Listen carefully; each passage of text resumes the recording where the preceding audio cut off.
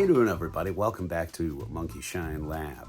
And today what I've got for you is a review of the Blu-ray of The Doom That Came to Gotham.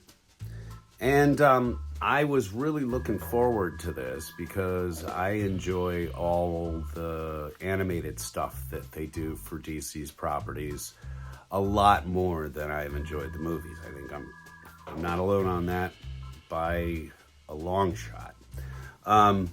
But I was really looking forward to this.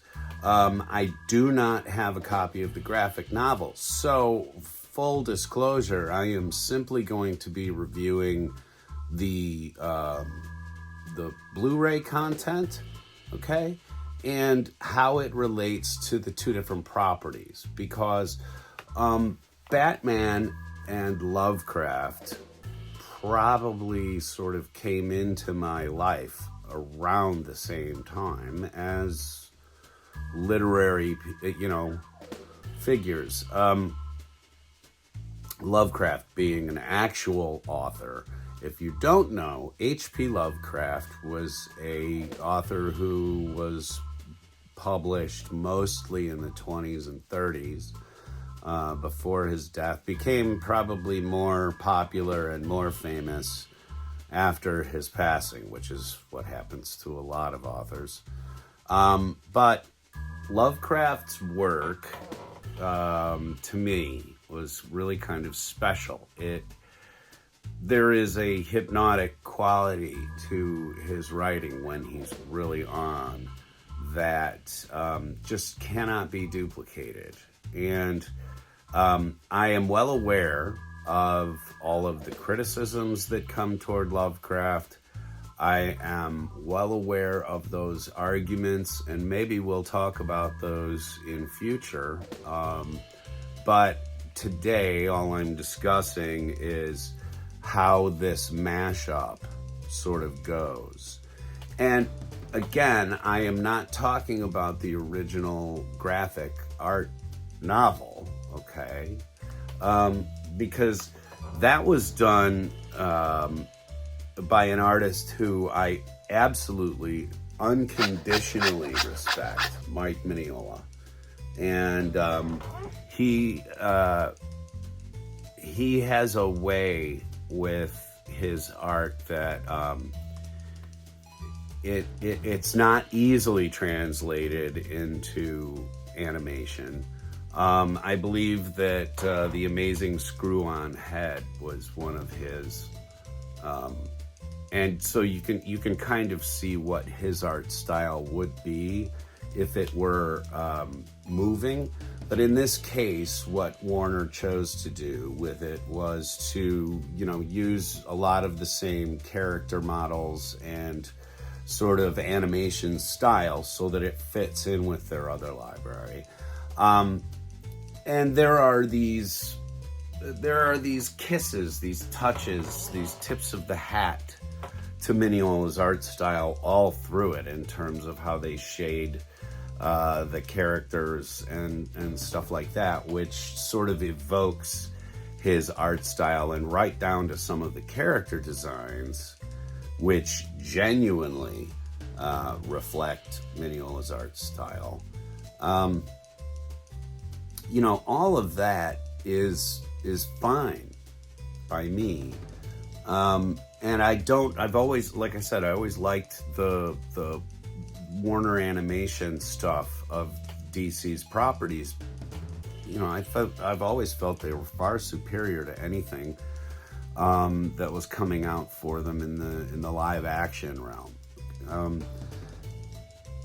But in this case, what they've done is what Mignola did was to take Lovecraftian elements of the elder gods and being outside of our dimension, and sort of shoehorn them into Gotham and vice versa, okay? The original Lovecraft story that the name is sort of taken from is called The Doom That Came to Sarnath.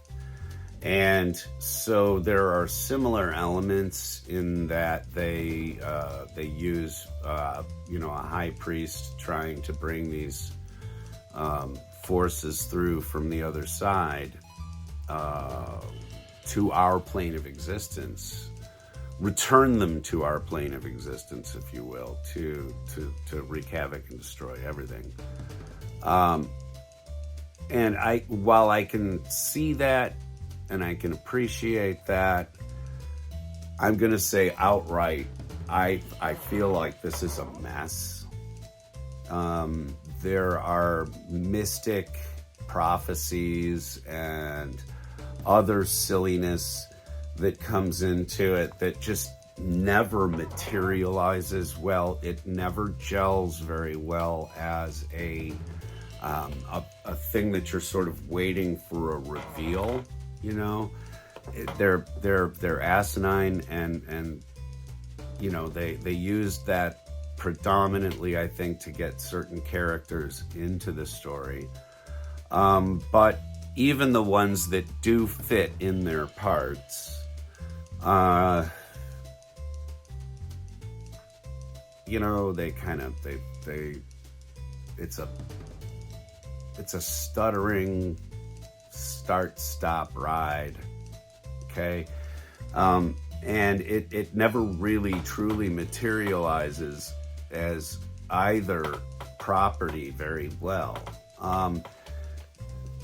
There's you know, and again, if you've never seen me review something before, I'm not going to show you a bunch of footage of it. I'm not going to spoil things in the storyline for you, so that if you want to watch this, it's all going to be new to you and you can kind of make up your own opinion. I just sort of feel like there were elements that were thrown together which didn't make any sense, and that they shoehorned a few characters into the story just so they could.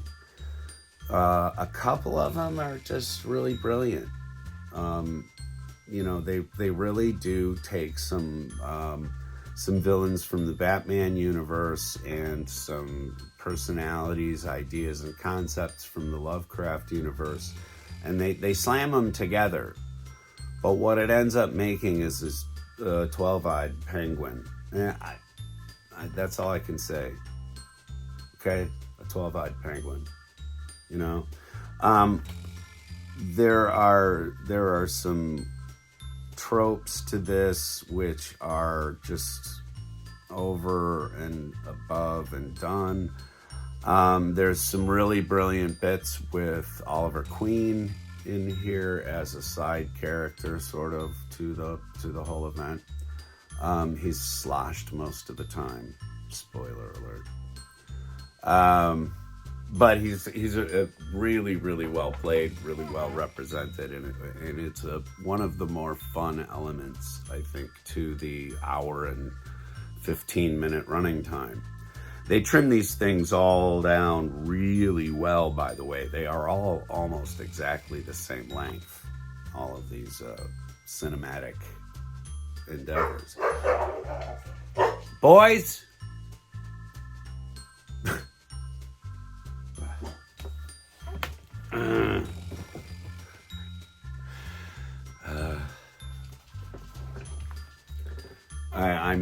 I'm home alone today, so I'm trying to get a lot of stuff filmed, and so you're probably going to hear the dogs occasionally in these videos. It's real life, people. I can't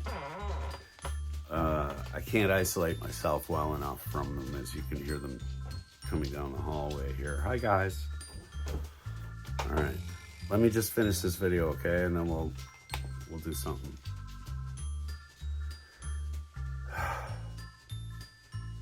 Anyway, on the whole, I don't advise that you purchase this, maybe, unless you can find a really cheap copy. I think I got mine for somewhere around $10 back when I bought it on Amazon. A lot of times what I will do is I will put these in my shopping cart and then save them for later and kind of watch the price. There are price fluctuations on things on Amazon. So it's kind of like watching for the right amount of up and down on it. And you can find these for $10 and less. So anyway, good way to find it if you want to add it to your collection. But otherwise, I would say, and this is without having read the book yet, check out the Mike Mignola stuff. The artwork is going to be an enriching experience, if nothing else. And like I said, they do a neat job of kind of combining a couple of different Lovecraft stories in with the various different rogues gallery and ancillary members of Batman's world. Alfred even makes an appearance for a little while. It's not a bad production. It's just that if you are very, very, very familiar with both sides of the zipper here, the teeth don't mesh very well, if that makes sense. Okay? They kind of miss here and there, and it's too bad. Not that I could have done any better, okay? So, anyway, there you have it. Batman, The Doom That Came to Gotham. It's on Warner DVD and Blu-ray, and you can get it all over the place. Thank you very much for coming out here to Monkey Shine Lab, everybody. If you think about it, throw us a subscribe. We try to do a lot of different content, whether that's movie reviews, toy reviews, comic books. Yeah, I know, you're getting tired of the comic books. Too bad, okay? It's going to be there, just like... It's like the wart that's growing on your butt. It's just going to be there. All right. My dogs are starting to tear the living room apart, so I'm going to go see what I can do about decentralizing them to the floor. Let's cop talk for putting you down. Anyway, much love, everybody, and I'll see you again real soon right here on Monkey Shine Lab. Okay? Bye. Well, in terms of the graphic novel, has been out for a while. But I just